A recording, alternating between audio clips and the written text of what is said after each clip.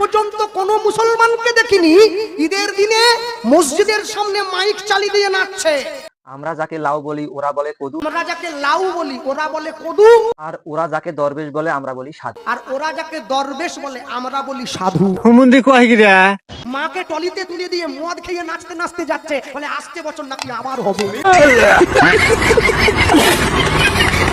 আমার বাড়ির পাশে একটু দূরে একটা মসজিদ আছে, আমি ভালো করে ঘড়ি ধরে মিলিয়েছি, সেটা দিনে 5 বার নামাজ পড়ে মুসলমান।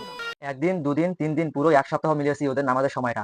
একদিন, দুদিন, 3 দিন, 1 সপ্তাহ মিলিয়েছি নামাজের সময়টা। আপনাদের এই পুরো সবঙ্গে যদি বন্যা হয়ে যায়, তবু নামাজের সময়টা পরিবর্তন হবে না, ওটা ভোর 5টার নামাজটা 5টাতেই হবে। এরা কি করে মুসলমান হয়ে গেল? এরা কি করে মুসলমান হয়ে গেল? সমাজের চাপে পড়ে দেওয়ালে পিঠ থেকে গিয়ে জোর করে এদেরকে ধর্মান্তরিত করে দেওয়া হয়েছে। বাবাকে বাবা বলে ডাকতে শেখাবেন, ড্যাড নয়। বাবাকে বাবা বলে ডাকতে শেখাবেন, ড্যাড নয়। মাকে মা বলতে শেখাবেন, মম নয়। মাকে মা বলতে শেখাবেন, মম নয়। বাড়ির ছেলে মেয়েরা পড়াশোনা করে বাবার কাছে দুদিন পরে এসে বলে ড্যাড তুমি হ্যাড। সে আমাদের ধর্মকে নিয়ে শ্রদ্ধা ভক্তি জানালো নাকি মাথায় হাত বুলিয়ে পাছায় আঙ্গুল দিয়ে দিল, কিছুই বুঝলাম না। চলুন পুরো বিষয়টি দেখে আসি। একটা অপ্রকট সত্যি বলে দিয়ে যাচ্ছে, আমি জানি না আমার কণ্ঠস্বর মাইকের মাধ্যমে কত দূর পর্যন্ত যাচ্ছে। আজ পর্যন্ত কোন মুসলমানকে দেখিনি ঈদের দিনে মসজিদের সামনে মাইক চালিয়ে দিয়ে নাচছে। আজ পর্যন্ত কোন খ্রিস্টানকে দেখিনি যিশু খ্রিস্টের জন্মদিনে মুরগি কেটে পুকুরের কোনায় বসে খাচ্ছে। কালী পূজার বিসর্জনের দিন হিন্দুকে দেখেছি মাকে টলিতে তুলে দিয়ে মদ খেয়ে নাচতে নাচতে যাচ্ছে, বলে আসছে বছর নাকি আবার হবে। আমার বাড়ির পাশে একটু দূরে একটা মসজিদ আছে, আমি ভালো করে ঘড়ি ধরে মিলিয়েছি, সেটা দিনে 5 বার নামাজ পড়ে মুসলমান। সব থেকে বড় আশ্চর্য কি জানেন? আপনারা ভালো করে লক্ষ্য করবেন, যারা মুসলমান, যারা ইহুদি, তারা তাদের ধর্ম পালন করে। আমার বাড়ির পাশে একটু দূরে একটা মসজিদ আছে, আমি ভালো করে ঘড়ি ধরে মিলিয়েছি, সেটা দিনে 5 বার নামাজ পড়ে মুসলমান। ভোর 5টায়, দুপুর 12টায়, বিকেল 3:30টায়, বিকেল 5টায়, সন্ধ্যে 7টায়। একদিন, দুদিন, 3 দিন, 1 সপ্তাহ মিলিয়েছি নামাজের সময়টা 1 মিনিট এদিক ওদিক হয়নি। আপনাদের এই পুরো সবঙ্গে যদি বন্যা হয়ে যায়, তবু নামাজের সময়টা পরিবর্তন হবে না, ওটা ভোর 5টার নামাজটা 5টাতেই হবে। কিন্তু দুঃখ কি, নরঘাট ব্রিজটা পেরোতে গেলে ডান দিকে একটা মুরগির দোকান আছে, ওই দোকানটার নাম হচ্ছে শ্রীকৃষ্ণ ব্রয়লার সেন্টার।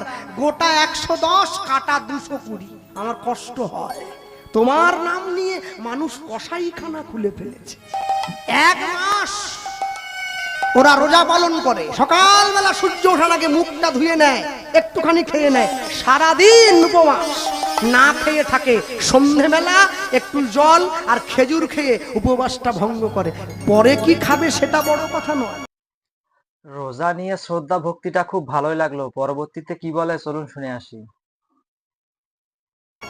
1 মাস তো পালন তো করে, আর আমার বাড়ির মা বোনেদেরকে বললে কি গো একাদশী করবে না?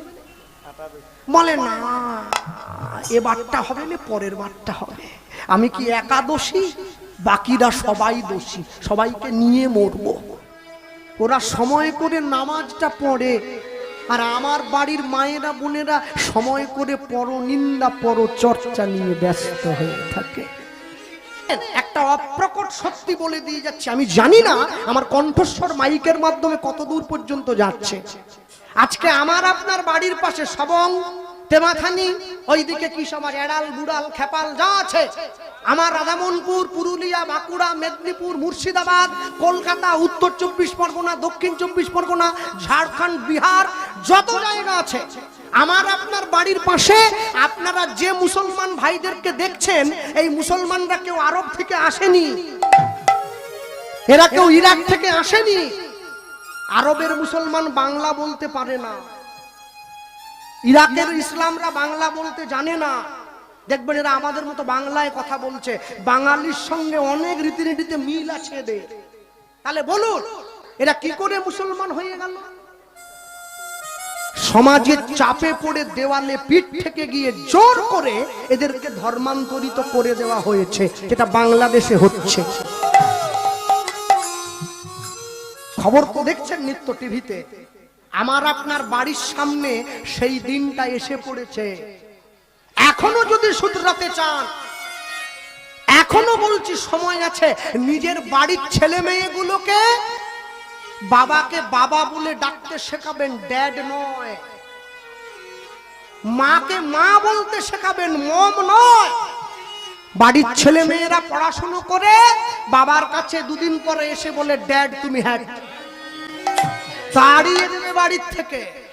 একটা কথা মনে রাখবেন, আমার আপনার বাড়ির চারদিকে যে মুসলমান ভাইয়েরা রয়েছে, এরা জাতিতে হিন্দু ছিল, সমাজের চাপে পড়ে দেওয়ালে পিঠ থেকে গিয়ে মুসলমান হয়ে গেছে। আরে একই তো ব্যাপার। ওরা যাকে, আমরা যাকে লাউ বলি ওরা বলে কদু, আর ওরা যাকে দরবেশ বলে আমরা বলি সাধু।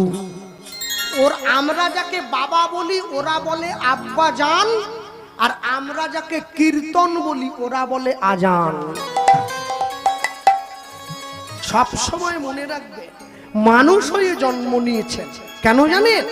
দেখবেন এই পূর্ব মেদিনীপুরে তমলুক বলে একটা জায়গা আছে, ওই মানিকতলা বাস স্ট্যান্ড, ওখানে বাস ছাড়ে। এখন নালে গাড়ি হয়েছে, আমার আগে তো ছিল না। বাসে টাসে করে সব জায়গায় যেতে হতো। বাস স্ট্যান্ডে দাঁড়িয়ে রয়েছি, এমন সময় দেখছি একজন মা এসেছে, কালো পোশাক পরা, নাক মুখ সব ঢাকা, চোখটা বের করা, হাতে তার ছেলের হাত ধরা, মাথায় টুপি, পাঞ্জাবি পরা, লুঙ্গি পরা ছেলে। দেখে বোঝা যাচ্ছে মুসলিম বাড়ির মা। কিছুটা দূরে আরেকজন হিন্দু বাড়ির মা এসেছে, শাঁখা সিঁদুর পরা, ছেলের হাত ধরা। এমন সময় এক বয়স্ক বাবা এসেছে, বড় দাড়ি আছে, পেকে গেছে দাড়ি, মাথায় টুপি, পাঞ্জাবি, লুঙ্গি। ওই মা গিয়ে, ছেলে তো চেনে না, ছোট্ট ছেলে, মা গিয়ে ছেলেটিকে ওই ভদ্রলোকের সামনে গিয়ে বলছে, বাবা মৌলভী সাহেব এসেছে, সেলাম আলাইকুম বলো। সন্তানদেরকে আমরা কি শিক্ষা দেই প্রত্যেকদিন, সেটা কিন্তু সুন্দরভাবে তার মুখের মধ্যে শুনতে পেলাম। চলুন পরবর্তীতে আমরা কি বলে সেটাও শুনে আসি। দেখুন, মা শিক্ষা দিচ্ছে, মা শিক্ষা দিচ্ছে। মা হচ্ছে সংসারের গাছের গোড়া।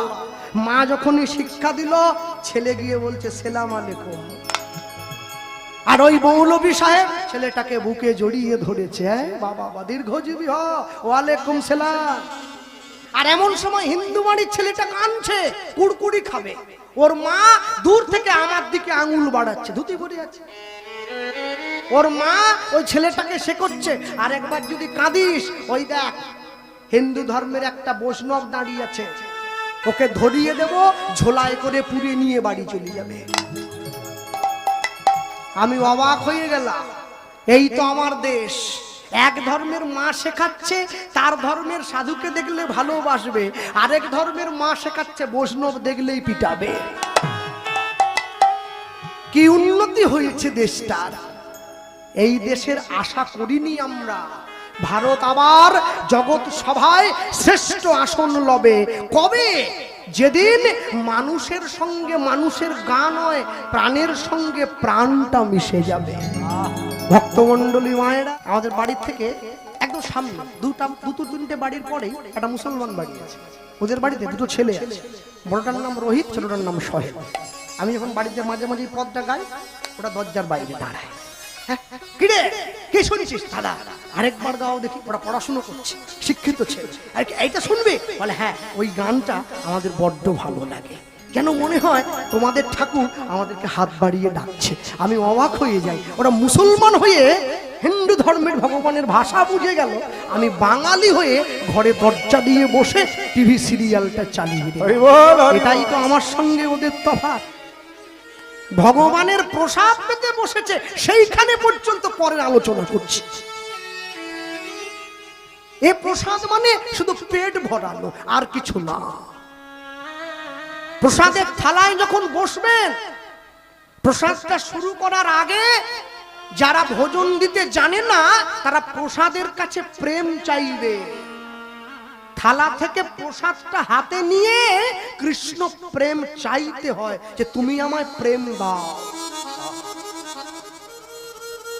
বৈষ্ণবের চরণ জল প্রেম ভক্তি দিতে বল, অন্য কিছু নহে তার কারণ। প্রসাদের থালায় বসে যখনই সব একসঙ্গে পড়ে গেল, পড়ে যাওয়া মানে গপাগপ করে খাওয়া নয়। আমার মতো মূর্খ যে সে বলে প্রসাদ খেতে যাচ্ছি, সাধুগুরু বৈষ্ণব ভক্ত যে সে বলে প্রসাদ পেতে যাচ্ছি। খাওয়ার পাওয়ার মধ্যে আকাশ আর পাতালের মতো তফাৎ আছে। খাওয়া মানে ইন্দ্রিয়কে পরিপূরণ করার জন্য যা গ্রহণ করি তাকে বলে খাওয়া। পাওয়া মানে ভগবান যা রেখেছেন তাই নিতে যাচ্ছি, একে বলে পাওয়া। দুপুরবেলা প্রসাদ পেয়ে রাত্রিবেলা বাড়িতে গিয়ে চিংড়ি মাছের বাটি চচ্চড়ি দিয়ে পান্তা খাওয়া যাবে না। দুপুরবেলা প্রসাদ পেলে রাত্রিবেলা ঘরে গিয়ে ওই দিনটা নিরামিষ খেতে হবে, তবে প্রসাদের ক্রিয়া হবে, না হলে নষ্ট হয়ে যাবে। হোমিওপ্যাথি ওষুধ দিলে ডাক্তার বলে পেঁয়াজ খাবে না, কেন? পেঁয়াজে কি আছে? বলে হোমিওপ্যাথি ওষুধটা পেঁয়াজের রস থেকে তৈরি। তুমি যদি পেঁয়াজ খাও হোমিওপ্যাথি ওষুধের গুণাগুণ নষ্ট হয়ে যাবে ভাই। যার জন্য পেঁয়াজ বারণ। প্রসাদ দুপুরে হলে রাত্রিতে নিরামিষ বাড়িতে। সকাল দুপুর বেলা প্রসাদ আর সকাল বেলা মাছ ভাজা দিয়ে জল ঢালা ভাত, এ নীতি চলবে না। সব সময়ের জন্য নিজের অন্তরে দিয়ে বিচার করবেন, কি করছি আর কেন করছি। যা করছি সেটা কি আদেও ঠিক করছি? ভক্তমণ্ডলী মায়ের, আমি শুনছিলাম এইদিকে লোক নাকি সব তুলসী মঞ্চ ফঞ্চ ভেঙে দিয়ে খ্রিস্টান। হিন্দু ধর্মের ভাই হয়ে মুসলিম ধর্মের সম্পূর্ণ কিছু যদি বুঝতে পারে, আমরা মুসলমান ধর্মের মানুষ হয়ে হিন্দু ধর্মের কিছুই জানি না, কিছু জানারও প্রয়োজন নেই। আর হিন্দু ধর্মের লোকেরা কিন্তু আমাদের মুসলিম ধর্মের সম্পূর্ণ বিষয়গুলো তাদের নিজের ব্রেন্ডে রাখার চেষ্টা করে, বা বোঝার চেষ্টা করে, বা জানার চেষ্টা করে। আমরা কি আমল করি আর কি থেকে আমরা কি করি, সম্পূর্ণ বিষয়গুলো কিন্তু তারা রিসার্চ করে তার মাথার এক কোনায় রেখে দেয়। আমাদের কিন্তু তাদের ধর্ম নিয়ে রিসার্চ করার কোনো প্রয়োজন নাই। আমাদের নিজের ধর্মটাই যদি আমরা রিসার্চ করি, তাতেই আমরা জান্নাতবাসী হতে পারবো। তো এতদূর ছিল আজকের ভিডিওটি কেমন লেগেছে অবশ্যই কমেন্ট করে জানিয়ে দিবেন। আর ভিডিওতে একটা লাইক দিয়ে দিবেন, চ্যানেলটিকে সাবস্ক্রাইব করে নেবেন, ভিডিওটি শেয়ার দিয়ে 10 ভাইকে দেখার সুযোগ করে দিবেন। ভালো থাকবেন, সুস্থ থাকবেন, দেখা হবে বরাবরের মতো পরবর্তী ভিডিওতে। আপনাদের শরীরের সুস্বাস্থ্য কামনা করে বিদায় নিচ্ছি আমি মোহাম্মদ জাকিরুল ইসলাম। এতক্ষণ অবধি ভিডিওটি দেখার জন্য আপনাদেরকে অসংখ্য ধন্যবাদ।